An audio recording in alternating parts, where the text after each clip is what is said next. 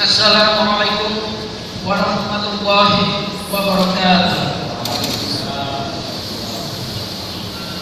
Innal hamdalillah nahmaduhu wa nasta'inuhu wa nastaghfiruh wa na'udzu billahi min shururi anfusina wa min sayyiati a'malina.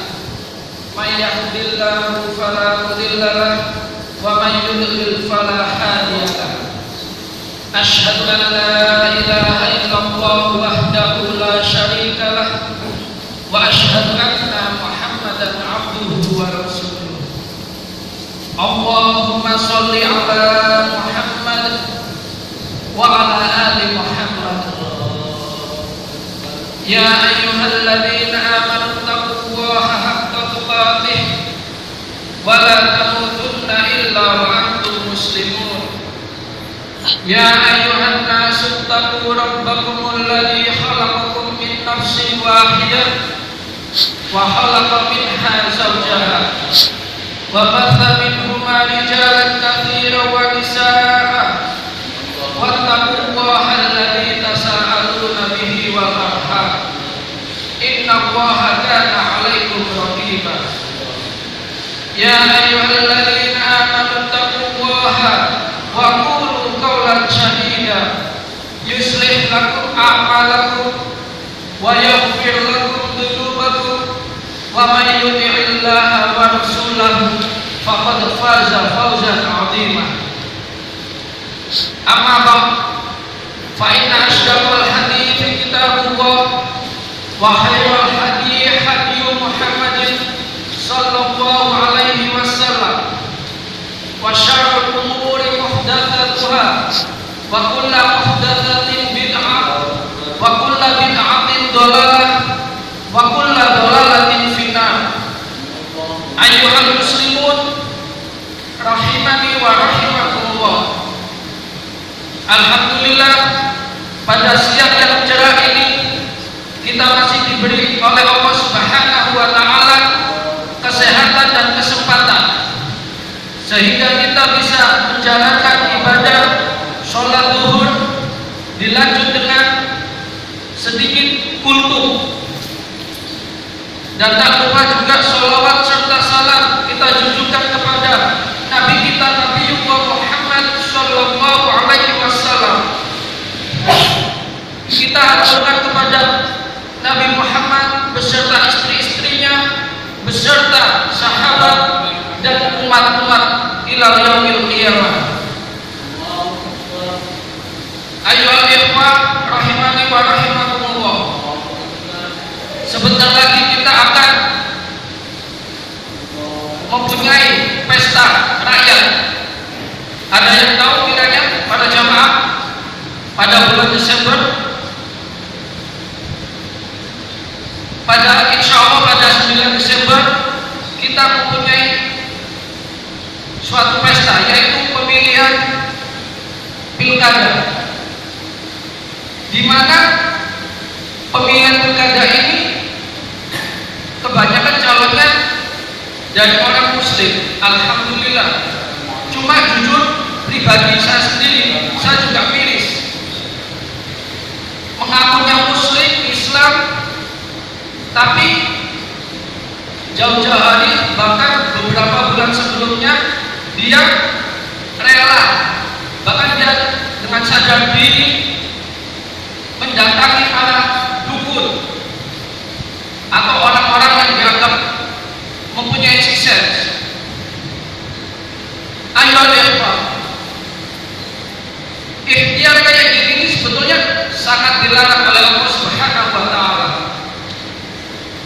Padahal si calon ini juga muslim dan dia juga sholat, dan kalau sholat dia pun juga membaca surat Al-Fatihah, di mana ayat yang kelima sudah jelas, iyyaka na'budu wa iyyaka nasta'in.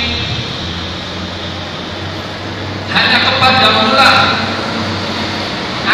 kami menyembah, dan hanya kepadamu lah kami meminta pertolongan.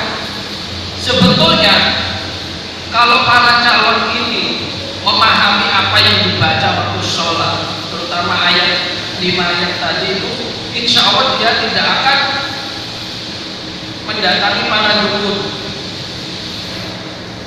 Namun mungkin saja dia masih belum memahami apa yang dibaca. Dan terbersih juga pertanyaan, kenapa kita kok harus meminta dan berdoa kepada Allah Subhanahu wa taala? Dan Allah Subhanahu wa taala sudah menjawab di surat yang kedua, surat Al-Baqarah ayat 186. A'udzu billahi minasyaitonir rajim. Wa idza sa'alaka 'ibadi 'anni fa inni qarib. Ujibu da'watad da'i idza da'an. Falyastajibu li wal yu'minu bi la'allahum yarshudun. Wa idza sa'alaka 'ibadi 'anni, apabila ada seorang hamba-Mu yang bertanya tentang Aku, fa inni qarib, maka jawablah sesungguhnya Aku dekat. Aku di sini maksudnya yaitu Allah Azza wa Jalla. Ujibu da'watad da'i idza da'an, Aku mengabulkan semua permohonan apabila hamba-Hamba-Mu ini berdoa. Falyastajibu li, maka penuhilah dulu apa yang Aku perintahkan. Wal yu'minu bi, dan berimanlah kepadamu. La'allahum yarshudun, agar mereka berada di dalam kebenaran. Dari ayat ini sebetulnya sudah jelas kenapa kita kok yang disuruh hanya mengharap dan meminta kepada Allah Subhanahu wa taala. Dan selanjutnya saya ingin membahas tentang dukun. Kita bagi yang beriman, yang imannya kuat dan Islamnya kafah, kita tidak akan pernah pergi ke dukun atau orang pintar atau paranormal. Dosa atau sanksi yang kita terima itu sangat-sangatlah fatal.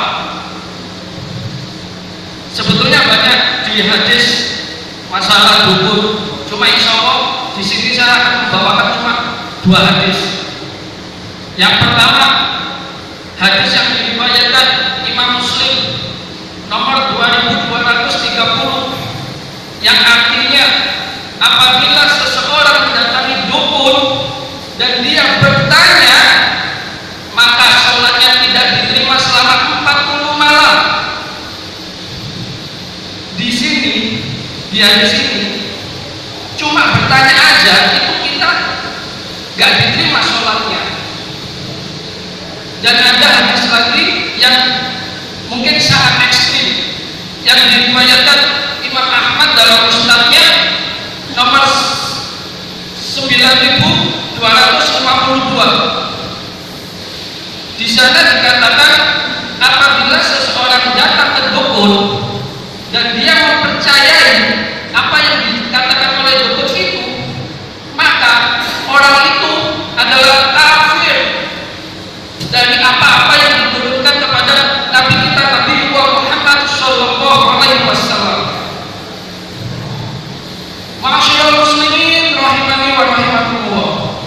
Jadi 2 hadis ini sudah sangat-sangat jelas kenapa kita dilarang untuk mendatangi dukun atau orang pintar atau peramal. Mudah-mudahan ayyuhal ikhwah kita diberi keimanan dan keislaman. Dan jangan lupa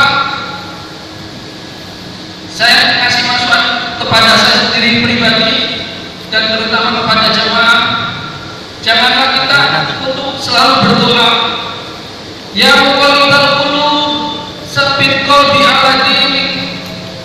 Karena dengan doa ini kita benar-benar meminta kepada Allah, ya Allah, tetapkanlah hatiku kepada agamamu.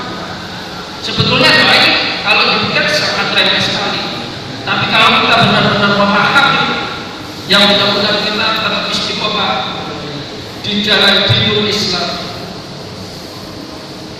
Ayo ikhwan, mungkin Mungkin cuma sampai ini aja yang bisa saya bahas. Kurang lebihnya saya mohon maaf. Akhirul da'wana wal 'afwu minkum. Assalamualaikum warahmatullahi wabarakatuh.